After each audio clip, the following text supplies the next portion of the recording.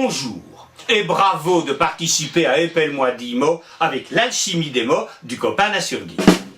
Le latin signum va évoluer naturellement pour donner le français saint. Mais ce mot va disparaître. Il ne nous reste plus que dans l'expression blanc-seing. Alors je vous explique. Un blanc-seing, vous signez une page blanche et la personne à qui vous la donnez met ce qu'elle veut dessus. Du genre, le sous-signé s'engage à m'offrir 10 000 € en paquet de bonbons.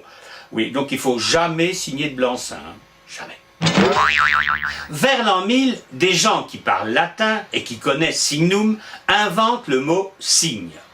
Bah oui, c'est bien, mais comment l'écrire? Alors logiquement, signe, on devrait mettre S-I-N-I-E. Bah ouais, mais ça fait pas latin. Les Romains disaient signum, ils mettaient GN. Aussi, on va décider que le GN en français pourra se prononcer ni.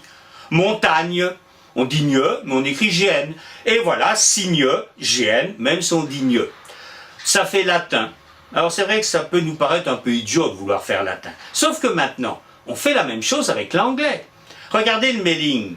On dit à un copain, je t'envoie un mailing. Mais pourquoi on dit mailing?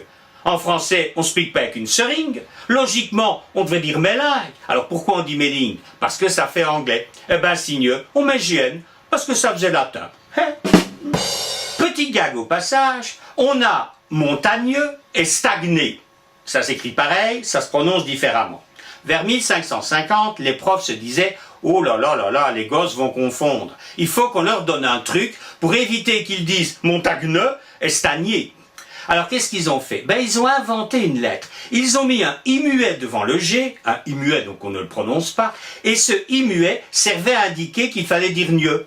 Par exemple, montagne, ils l'écrivaient avec un i. En fait, ils écrivaient Montaigne. Et ça a donné un auteur. Vous avez un auteur français qui s'appelle Montaigne. Enfin, maintenant, c'est comme ça qu'on l'appelle. Parce qu'à son époque, on disait montagne. Le i servait simplement à indiquer comment prononcer son nom.